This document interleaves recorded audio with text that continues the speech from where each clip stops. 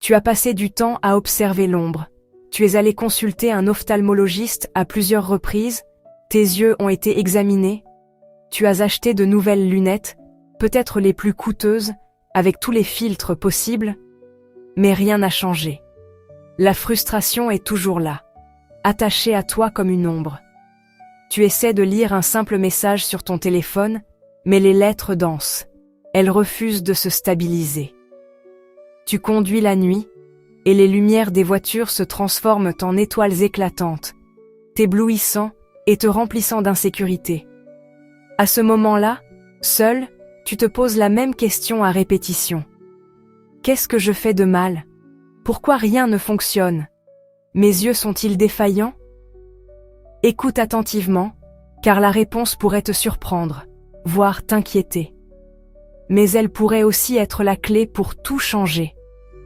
Pour beaucoup de gens, la cause d'une vision floue réside effectivement dans les yeux.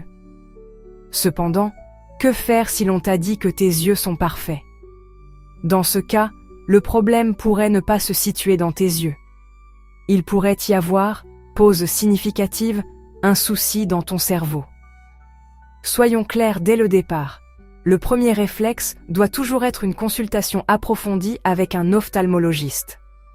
La grande majorité des problèmes de vision sont liés à des causes oculaires comme la myopie, l'astigmatisme ou la cataracte. Cette vidéo ne cherche pas à remplacer un avis médical professionnel. Elle s'adresse à toi, à la personne à qui l'on a dit que tout va bien, mais qui ressent, au fond d'elle, que quelque chose ne va pas. Dans les prochaines minutes, nous allons explorer comment certains problèmes dans ton cerveau pourraient être à l'origine de ta vision floue. Et surtout, je vais te proposer un plan d'action avec des habitudes que tu peux commencer à adopter depuis ta cuisine pour cesser de dépendre de solutions qui, manifestement, ne fonctionnent pas. Je suis la docteure Natalia Delgado. Reste avec moi car ce que tu vas découvrir est trop important pour être ignoré. Parlons de cette frustration. Je la connais bien, non seulement à travers mon travail, mais aussi grâce aux témoignages de personnes qui se sentent ignorées et désemparées. L'histoire est presque toujours la même. Tout commence par un détail. Peut-être as-tu du mal à fixer l'écran de l'ordinateur après quelques heures. Tu attribues cela à la fatigue ou au stress. Je dois dormir davantage, te dis-tu. Mais le problème persiste. La vision floue te salue dès le matin. Le livre que tu aimais tant devient un défi. Tu l'éloignes, tu le rapproches, tu cherches la lumière parfaite. Les visages des gens au loin semblent flous, comme une photo mal mise au point. Alors, tu fais ce qui semble logique. Tu consultes un ophtalmologiste. On t'installe dans ce fauteuil, on te place cet appareil digne de la science-fiction, et commence le rituel du « mieux comme ceci ou comme cela ». Tu ressors avec une nouvelle ordonnance, tu investis dans des lunettes dernier cri, et pendant un moment, tu ressens un soulagement. Enfin, penses-tu. Mais ce répit est de courte durée. Quelques semaines, parfois quelques jours seulement, et le flou revient. Les nouvelles lunettes ne tiennent pas leurs promesses. Tu retournes voir le spécialiste. On t'examine à nouveau. Tes yeux sont sains. Pas de cataracte. La pression intraoculaire est normale. La rétine est parfaite, te dit-on. Peut-être s'agit-il d'une sécheresse oculaire ou d'une fatigue visuelle. On te prescrit des gouttes, on te rappelle la règle des 20-20-20 et on te renvoie chez toi. C'est là que commence le véritable désespoir. Car si tes yeux sont sains et tes lunettes correctes, pourquoi continues-tu à voir le monde à travers un voile? Tu commences à douter de toi. Est-ce que je m'imagine tout cela? Suis-je hypocondriaque? Cette impression que tes symptômes n'ont pas de cause réelle est l'une des pressions les plus lourdes à porter. Écoute bien ceci. Tu ne deviens pas fou. Tes symptômes sont réels. La vision floue est réelle. Et si toutes les causes oculaires évidentes ont été écartées, il est temps de se poser une question cruciale.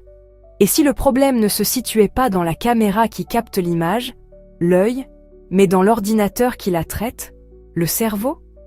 Pour comprendre pourquoi ton cerveau pourrait être en cause, il faut briser un mythe. Non, nous ne voyons pas avec nos yeux. Les yeux sont des caméras de haute technologie. Ils captent la lumière, la concentrent et la transforment en impulsions électriques via la rétine. Mais leur rôle principal s'arrête là. Ce sont des capteurs de données. La magie de la vision se produit ici, à l'arrière de ta tête. Imagine ceci. Tu possèdes les meilleures caméras de surveillance au monde. Des caméras 8K avec vision nocturne, une merveille. Mais tu les branches sur un moniteur des années 90, qui scintille et présente des interférences. À quoi servent ces caméras si l'écran qui affiche l'image est défectueux? L'image sera mauvaise. C'est la relation entre tes yeux et ton cerveau. Tes yeux peuvent être des caméras parfaites, mais si le moniteur, ton cerveau, a un problème, l'image finale, ce que tu perçois comme ta vision, sera floue ou déformée. Le voyage de l'information visuelle est une véritable autoroute. Les signaux électriques de la rétine voyagent à toute vitesse via le nerf optique. Ce nerf n'est pas un simple câble, c'est un faisceau de plus d'1 million de fibres nerveuses, littéralement, une extension de ton cerveau, visible au fond de ton œil. C'est pourquoi on dit que les yeux sont une fenêtre directe sur le cerveau, la seule partie de notre système nerveux central observable de l'extérieur. Ce câble chemine jusqu'au chiasma optique, où les informations se croisent et s'organisent. De là, elles poursuivent leur route par des voies neuronales jusqu'à leur destination finale. Le lobe occipital, situé à l'arrière de la tête. C'est là que se trouve ton cortex visuel, le centre de traitement des images de ton ordinateur personnel. Le lobe occipital reçoit ces impulsions électriques et les traduit en forme, couleur, mouvement. Il reconnaît un visage, lit un mot, te permet d'admirer un paysage, tout cela en une fraction de seconde. Mais que se passe-t-il si un problème survient sur cette autoroute? Si le câble, le nerf optique, s'enflamme, le signal sera perturbé. Si une tumeur exerce une pression sur cette autoroute, le signal sera bloqué. Et si le moniteur, le lobe occipital, manque de sang, ou si ses cellules sont endommagées, il ne pourra pas traiter l'information correctement. Dans tous ces cas, l'ophtalmologiste peut examiner tes yeux et ne rien trouver d'anormal. Pourtant, tu continueras à voir flou. C'est ici qu'il faut commencer à explorer les problèmes cérébraux qui pourraient saboter ta vision. Quand on parle de troubles cérébraux causant une vision floue, plusieurs coupables sont bien connus. L'objectif n'est pas de t'inquiéter, mais de t'armer de connaissances. La connaissance, c'est le pouvoir. A. Le câble enflammé, névrite optique et sclérose en plaques. Commençons par l'inflammation. Le cerveau peut s'enflammer, mais contrairement à une cheville foulée qui fait mal, le cerveau n'a pas de récepteur de douleur. Lorsqu'il s'enflamme, il ne fait pas mal, mais il commence à mal fonctionner. L'un des premiers symptômes est souvent une vision floue. Un exemple classique est la névrite optique, l'inflammation du nerf optique. Les symptômes sont typiques, vision floue ou très atténuée dans un œil, qui s'aggrave en quelques heures ou jours. Les couleurs semblent délavées, comme si le rouge devenait rose. Une douleur sourde derrière l'œil, souvent exacerbée par son mouvement. Pourquoi cette inflammation? Une des causes principales à rechercher est la sclérose en plaques. Cette maladie auto-immune pousse ton corps à attaquer la myéline, la gaine protectrice des nerfs, comme si l'isolant d'un câble électrique s'effritait, provoquant un court-circuit. En fait, un épisode de névrite optique est souvent le premier symptôme menant au diagnostic de sclérose en plaques. Si tu présentes ces symptômes, une évaluation neurologique urgente est nécessaire. B. La pression silencieuse. Les tumeurs cérébrales. Une autre cause qui peut effrayer est la présence de tumeurs cérébrales. Une tumeur est une masse de cellules qui occupe de l'espace et comprime les délicates voies visuelles. Les symptômes dépendent de sa localisation. Si elle appuie sur le nerf optique, la vision floue touchera un seul œil. Si elle se situe au niveau du chiasma optique, où les nerfs se croisent, elle peut provoquer une vision en tunnel, avec une perte de la vision périphérique. Si elle affecte le lobe occipital, tu pourrais voir des taches sombres ou des éclairs de lumière inexistants. Il est important de noter que la vision floue est rarement le seul symptôme. Elle s'accompagne souvent de maux de tête aggravés le matin, de nausées, de convulsions ou de changements de personnalité. C. L'interruption soudaine, accidents vasculaires cérébraux et traumatisme. Imagine que l'autoroute visuelle subisse une panne soudaine. C'est, en substance, un accident vasculaire cérébral. AVC. Cela se produit lorsque le flux sanguin est interrompu dans une partie du cerveau. Si l'AVC touche le lobe occipital, le résultat peut être une perte de vision soudaine et indolore, souvent décrite comme un rideau qui tombe sur une partie du champ visuel. De la même manière, un choc violent à la tête, causé par un accident ou une chute, peut endommager ces zones et provoquer des troubles visuels. D. Signe d'alerte. Une urgence médicale. Mémorise bien cette liste. Si toi ou quelqu'un que tu connais présente l'un de ces symptômes, n'attends pas. Consulte immédiatement un service d'urgence. Vision floue ou perte soudaine de vision, surtout dans un seul œil. Vision floue accompagnée de maux de tête intenses et persistants. Vision floue ou double avec une faiblesse ou une paralysie d'un côté du corps. Perte d'une partie du champ visuel, comme ne pas voir d'un côté. Vision floue accompagnée de vertige, d'une perte d'équilibre ou de difficulté à parler. Ce sont des signes classiques d'un AVC ou d'un autre problème neurologique grave où chaque minute compte.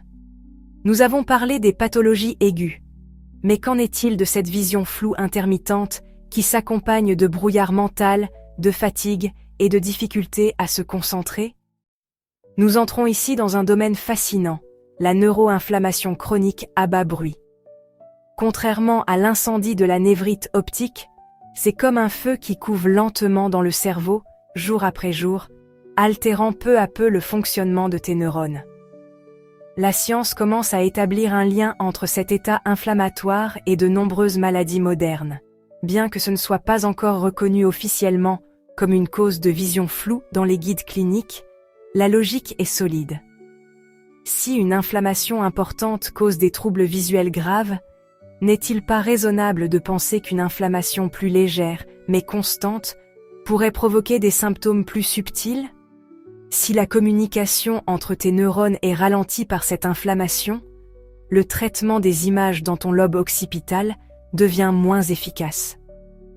Le résultat? Cette sensation frustrante que ta vision manque de netteté. D'où viennent ces braises? Principalement de notre mode de vie. Une alimentation pro-inflammatoire, riche en sucre, farine raffinée et graisse de mauvaise qualité. Le stress chronique. Un taux élevé de cortisol agit comme un carburant pour l'inflammation. Le manque de sommeil. Le cerveau utilise le sommeil profond pour se nettoyer. Sans sommeil suffisant, les déchets métaboliques s'accumulent et favorisent l'inflammation. La santé intestinale. Il existe une connexion directe entre ton intestin et ton cerveau. Un intestin en mauvais état peut déclencher une réaction inflammatoire qui atteint le cerveau. Le message est clair. Réduire l'inflammation dans ton corps est l'une des actions les plus puissantes que tu puisses entreprendre pour protéger ton cerveau et, par extension, ta vision. Passons maintenant du pourquoi au comment. Cesse d'être une victime de tes symptômes et deviens l'architecte de ta santé. Si tu as déjà écarté les pathologies aiguës avec ton médecin, ou si tu veux simplement protéger ton cerveau, voici ton plan d'action. Pilier 1. Le bon carburant, l'alimentation. Ce que tu mets dans ton assiette est le médicament ou le poison le plus puissant qui soit. La guerre des graisses. Oméga 3 contre oméga 6. Ton cerveau est composé à 60% de graisse et a besoin des bonnes. Les oméga 3, notamment le DHA, sont puissamment anti-inflammatoires. On les trouve dans les poissons gras comme le saumon, les sardines et le maquereau, ainsi que dans les graines de chia, de lin et les noix. À l'inverse, les oméga 6, présents dans les huiles végétales transformées, tournesol, maïs, soja, et dans la plupart des aliments ultra transformés, favorise l'inflammation. La clé est l'équilibre. Cuisine avec de l'huile d'olive extra vierge, de coco ou d'avocat, et consomme des poissons gras plusieurs fois par semaine. Mange l'arc-en-ciel, les antioxydants. L'inflammation génère de l'oxydation dans ton cerveau. Les antioxydants la neutralisent. La manière la plus simple d'en obtenir est de remplir ton assiette de couleurs. Myrtille, bleu, épinard, vert, tomate, rouge, carotte, orange. Chaque couleur apporte des protecteurs différents. Éteins le feu. 3 choses à réduire au minimum. Le sucre et les farines raffinées, véritables bombes inflammatoires. Les graisses trans, un poison pour ton cerveau et tes artères, présentes dans la margarine et la pâtisserie industrielle. Les aliments ultra transformés. Si la liste des ingrédients contient des termes imprononçables, ce n'est probablement pas bon pour ton cerveau. Je sais que c'est beaucoup d'informations, mais j'espère que tu vois les connexions. Si ce contenu t'est utile, je te demande une petite faveur qui aide beaucoup cette chaîne. Clique sur le bouton « S'abonner » et active la cloche pour ne manquer aucun contenu qui t'aidera à prendre en main ta santé. Pilier 2. Des compléments intelligents avec supervision. L'alimentation est la base, mais parfois, un coup de pouce est nécessaire. Les compléments alimentaires peuvent jouer un rôle, mais attention, ce n'est pas un jeu de hasard.